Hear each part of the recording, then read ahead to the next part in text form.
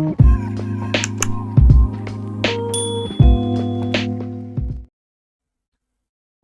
chỉ bay lệ vek ule. You guys, video kanan siam le don video toy te. Zona kha chi sang sang oma zona ngai zona kha atam ko. Maya chu wang chuan kan soi thui lu tuk lawanga ma sebera chuan kan soi du a chu user profile a khan mo school profile a khan han entai la. Hetila hi ka complete vek to sia hetila hian not certified a lein tiklat sia kan ti a kha tun din muna chuan certification hi ala thei lo ani hemi school profile bi ka hi chuan hetila hian ahma kha chuan 11 13 14 15 vel thleng sub number hi a oma khata khan 15 a khan certified school ti kha oma kha tuna hena module hen laron om thleng lo ani chu bang chuan he school profile bi ka hi certified lo tum to su mo hetilai complete in lo ti thak vek hian atok ri mai chu lo du tok ri ro school profile ka certified thelo nga tinge not certified entity ti kha lo ti to su he overall status and complete entity to overall status a complete entity to chuan lo du tok mai ro ti kha kan soi du a chuan directory management a hian hei hi incomplete ti tla ta ka complete thelo in tia hei hi nangmani cheu point lo school zong kan ni chu wang chuan zona kharon zo chen to lo ula he video lo inu lo shria ula aba khi chu engemoti that du in nei chuan heti lai ten location detail ate po hian view ta ula edit thei chuang lo ni language te po edit thei chuang lo contact detail deuh chau hi edit theiang chu wang chuan hei po hi incomplete ti hi lo boy lo ula tian lo da top ro chu a point tak tak kan lu mai kan soi du ani chuan SDMS a khan han lut taila SDMS a khan han lut anga hello in lockout CW9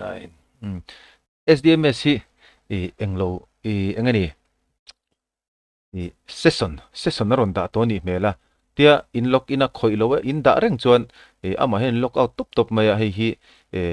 portal an update lai ani wange session expire ron da thar ka hrechi alova chu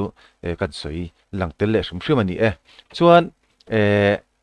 ama sabera chuan hetila hi entai la thain ka school prevalence si hriat ve shrimshima mo kan hriat ve shrimshima ta na poimo hengo hi lo entai la ka soi du alowanga section management hi hetila hian description in da vekta hei kan ti thei school level in kan ti thei available mo chuan BRC mo district mo state in mo an khoi ngai khati khan a om ta ni mo hei hi hretaila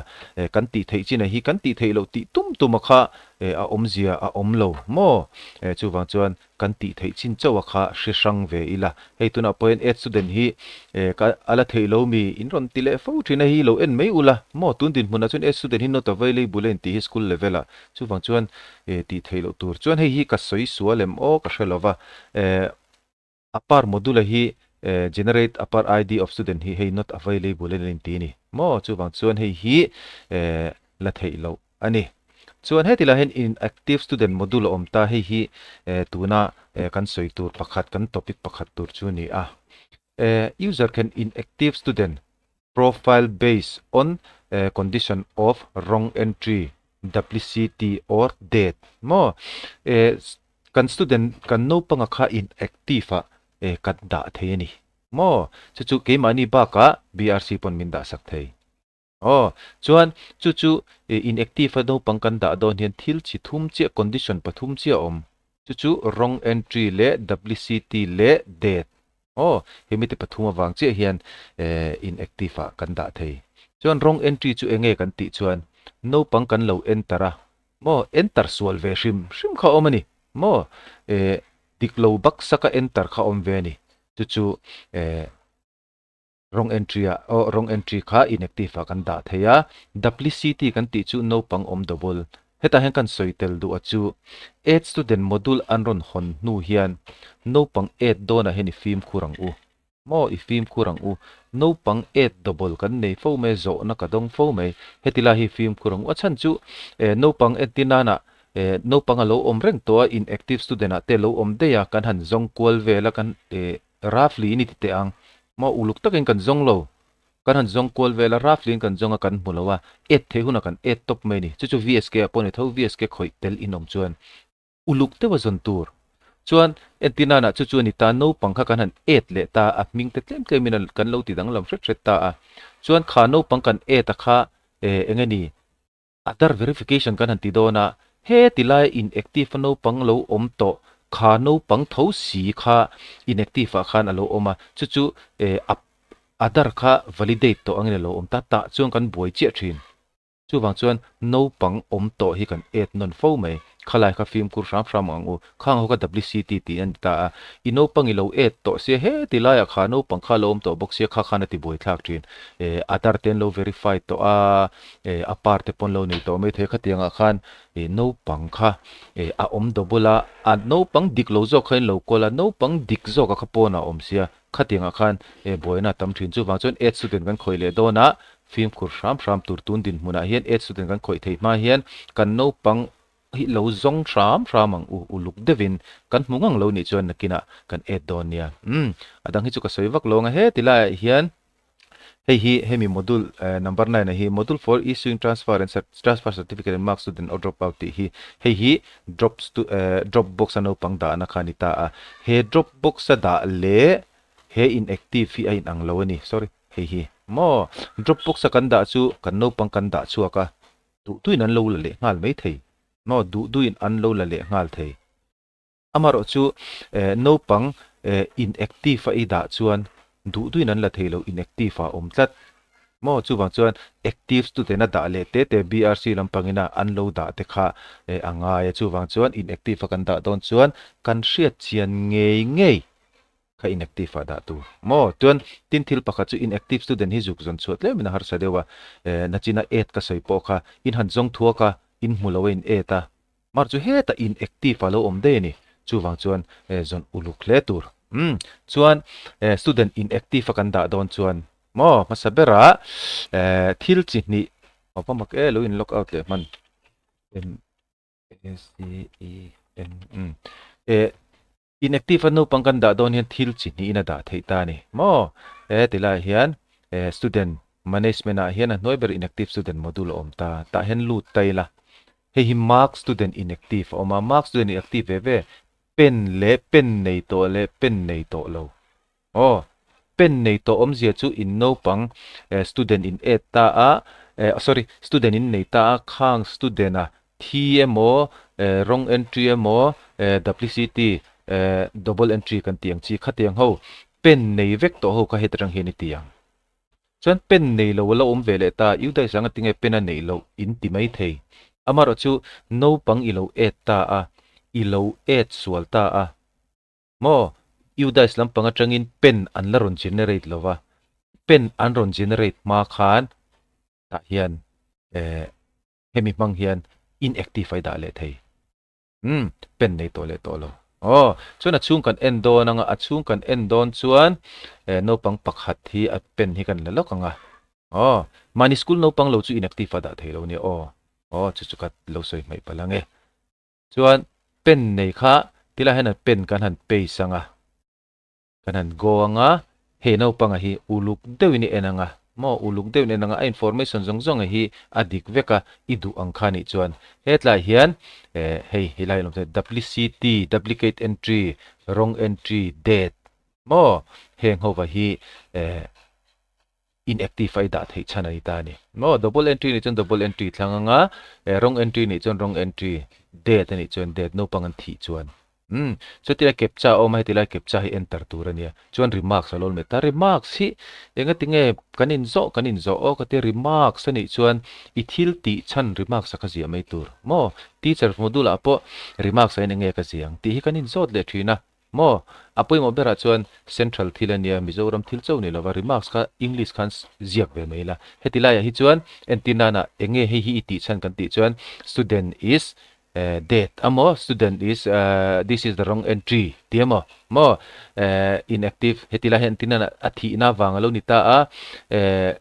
student sent to inactive due to date amo mo entina na duplicate entry lo nita a student sent to inactive due to duplicate entry khatiang kha zia mai tur mo teacher a po khan